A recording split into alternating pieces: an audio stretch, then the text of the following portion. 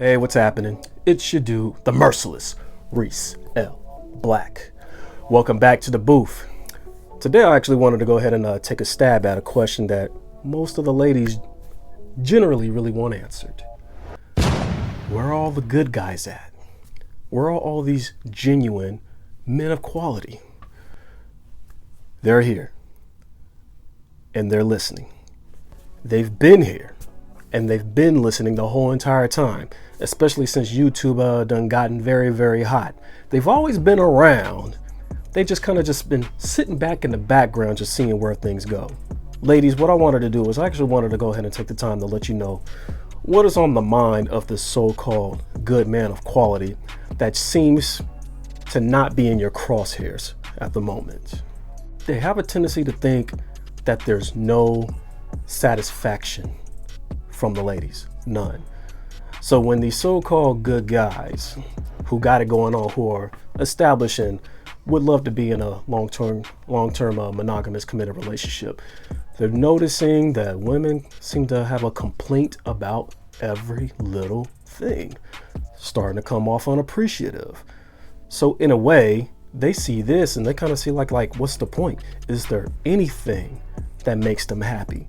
Most women have their dream guy, but they find something wrong with him, and then it's Splitsville. And then you actually have some women out there who have it going on themselves, but they kind of need this Superman to accommodate her.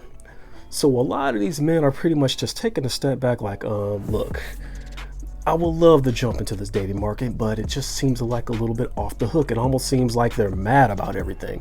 They kind of have like this scroll of what they want in a man, and they kind of don't want to, they don't want to underachieve when it comes to dating. These men are waiting for that God-blessed woman to pretty much come in their life, and they're just like, I don't know.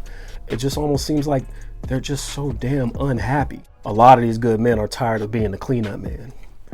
Now, a lot of you guys have male cousins, little brothers, nephews, platonic homeboys, who always seem to grab that broken woman and do the best he can to prove himself to her.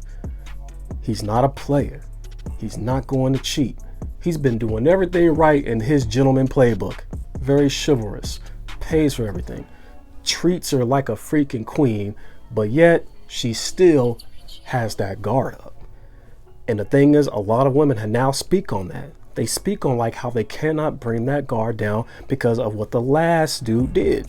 Good quality guy comes over, sweeps her off her feet, but it's taken forever for her to trust him. And it's actually now starting to stress him out. Why? Because in some cases, Mr. Good quality good dude over here, he has female friends, and he likes you so much that he talks to you about, talks about you to his female friends.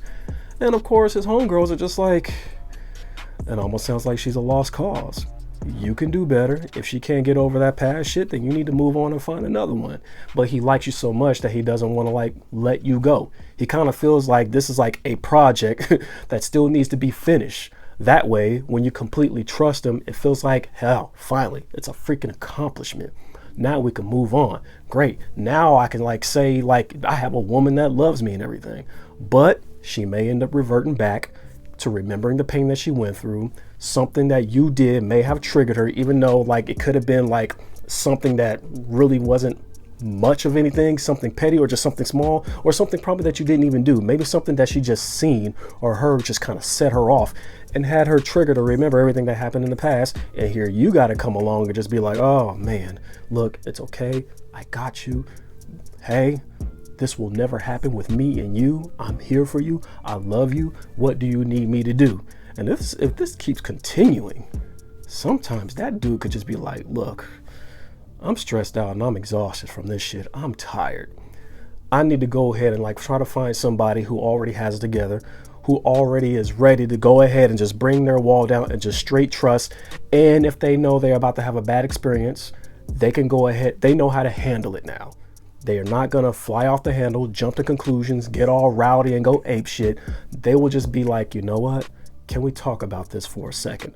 I'm not feeling this. I'm not feeling that. They actually want to communicate. Believe it or not, I really didn't want to go here, but a lot of women are too accessible now. Social media is the new dating app. Free. Instagram, Snapchat, whatever. Men can literally send you a message of interest at no charge. And the thing is this, a lot of you attractive women, you have to ignore a lot of those message requests in your inbox. And this good dude knows that. He knows that he has a fly one. And he knows hella dudes are gonna holler you through the DMs, or they're just gonna holler at you in person. Some of the men don't want a headache. And just to give you the guys the heads up, ladies, it's generally not an insecure. It's not. This is really what it is. If something can happen between you two, he knows. All you got to do is just pick up that phone, log into the gram, and look at your options in the DMs. He knows that. Dudes like, dudes who are like, I don't want to say average, but you know what I'm talking about. Dudes who are not superstars, who are not celebrities, they don't get much action in the DMs like that. All women do. So it pretty much can kind of bother him that you're on social media, you don't have a business, you're not an influencer, you're not an entertainer, you're just a regular woman with Instagram just taking selfies. And so he knows dudes are hollering at you, and it can make him feel uncomfortable. And like I said, it's not an insecurity. It's, we're more territorial than we are insecure. Yes, you're right. Some of y'all might be able to like, well, he should be able to trust me. But if the tables are turned, you're not going to be feeling that shit either. You're going to be like, bruh, what's the password? Let me look at that inbox. Let me make sure, I don't see no threads going on. But a lot of these good men really don't want to deal with a woman who is just way too accessible. And the thing is, ladies, it's not your fault. It's not your fault that a bunch of dudes are just thirsty all over the place going into your box trying to holler at you. And I know you guys got a lot of those requests unread. Some of y'all pretty much just go there, hit that button, delete all, because you're tired of seeing 52 requests. I get it. But unfortunately, yeah, that good quality dude, he knows you got it going on. He just does not feel like competing with men who are not yet to be competed against yet, because he knows if it goes down between y'all two, even something minor, you may exercise the thought of like, well, let me go ahead and see in these DMs. Since he over here tripping, let me see who want to kick it. And a lot of ladies do that, unfortunately. These good men, they see a lot of myths expressed way too much, and it's getting old. Like the myth, all men are dogs. All men cheat. All men are, all men want to rule. They've heard it all. It's getting old. They've been hearing it for the past 10 years. And they've been hearing it from like women who only dated 2 guys. There are more men who've dated more girls than there are of women who dated more guys. There's actually women out there who are just talking shit about men who've never even had a boyfriend. Can you believe that? Yeah. So a lot of these men out there are pretty much just sitting back and just hearing all of this shit, and they can't believe it. And a lot of these ladies actually subscribe to that rhetoric. And it's old shit. Honestly, to tell you the truth, a lot of it has already been debunked.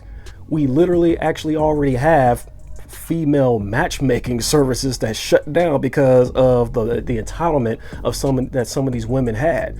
Like a lot of these women probably just dated like 2 or 3 guys in their life, and they're pretty much already want a rich Prince Charming. And these good dudes, these quality men, they sit back and they hear this shit and they're like, wow. They really haven't seen any women speak on solutions of not getting over their past. Now the thing is this, as little boys, we were pretty much forced to forget about some old shit. If we were still mad about something that happened a long time ago, we got in trouble for that shit. Dad would smack us in the back of the head and be like, motherfucker, if you don't get over that shit, quit being such a goddamn bitch. It's over, it's in the past. She's gonna be a little pussy about it and still talk about it, keep bringing it up. And we're like, damn, okay, we don't ever want to think about that shit. Same thing with moms. Moms will check us up on that too. But now we actually have, it's amazing. Ever since I got into this space, it's amazing on how many adult women we have that literally still hang on to shit. I have not even heard the word therapy spoken so much as I've heard in like the past 5 years. The word therapy, you really didn't hear in the early 2000s. But now therapy, therapy, therapy. You need therapy, therapy. You keep hearing this word constantly. It's like, shit, maybe y'all need therapy.